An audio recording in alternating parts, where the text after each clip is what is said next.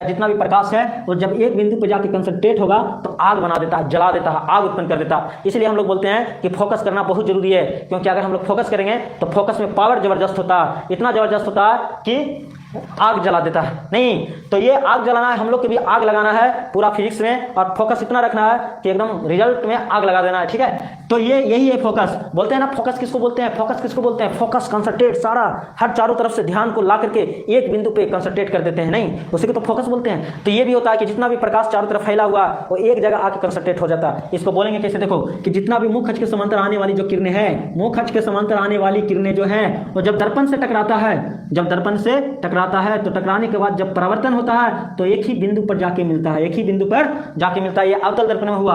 अगर यही उत्तल दर्पण होता, यही अगर उत्तल दर्पण होता, ठीक है, उत्तल दर्पण, तो उत्तल दर्पण में भी कुछ होता था, यहाँ पे सी होता था, यहाँ पे पी होता है। उत्तल दर्पण में भी इधर से आएगा प्रकाश, बताओ समांतर किरण आएगा, आएगा ना, ये सारा के सारा समांतर किरण आएगा, और ये भी जब टकराएगा तो ये ना टकराने के बाद लौट जाता है। कैसे होता है, लौट जाता है, सिंपल है, आया टकराया लौट गया, ये भी लौट जाएगा, ये भी कुछ होगा लौट जाएगा, ये भी लौट जाएगा और ये भी लौट जाएगा। ठीक है, सारा किरण गया टकराया और वापस लौट गया, सिंपल, इसमें कोई दिक्कत है नहीं। लेकिन जब अगर हम लोग इधर से देख रहे होंगे तो हम लोग को कुछ ही लगेगा, हम लोग को कैसा लगेगा, हम लोग को लगेगा कि ये सारा लाइट जो आ रहा है वो कहाँ से आ रहा है, वो ऐसा प्रतीत होगा कि वो कहीं यहाँ से आ रहा है, पीछे से आ रहा है, पीछे से।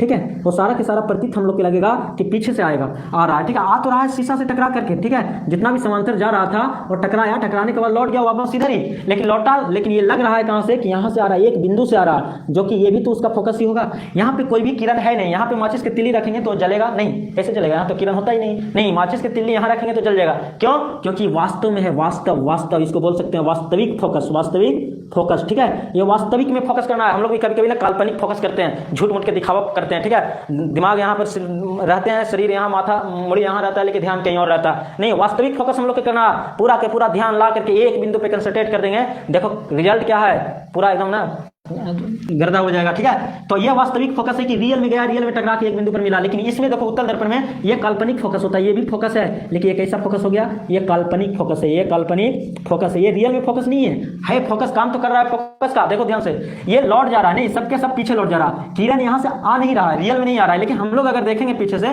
तो हम लोग को ऐसा प्रतीत होगा कि किरण इसी बिंदु से आ रहा है, देखो लगेगा कि इसी बिंदु से आ रहा है। ठीक है, इसलिए इसी बिंदु को हम लोग फोकस बोलते हैं। ठीक है, तो फोकस हम लोग किसको बोलते हैं, फोकस हम उस बिंदु को बोलते हैं जहां पे मुख्य अक्ष के समांतर आने वाली किरणें दर्पण से टकराने के बाद, परावर्तन के बाद जिस बिंदु पर मिलती है या फिर जिस बिंदु से आती हुई प्रतीत होती है, उसको हम लोग मुख्य फोकस बोलते हैं, उसको हम लोग दर्पण के मुख्य फोकस बोलते हैं। क्लियर हुआ, दर्पण का मुख्य फोकस, दर्पण का मुख्य फोकस किसको बोलते हैं कि मुख्य अक्ष के समांतर, देखो समांतर आना जरूरी है। ठीक है, समांतर जब दर्पण से परावर्तन के बाद जिस बिंदु पर मिलती है या फिर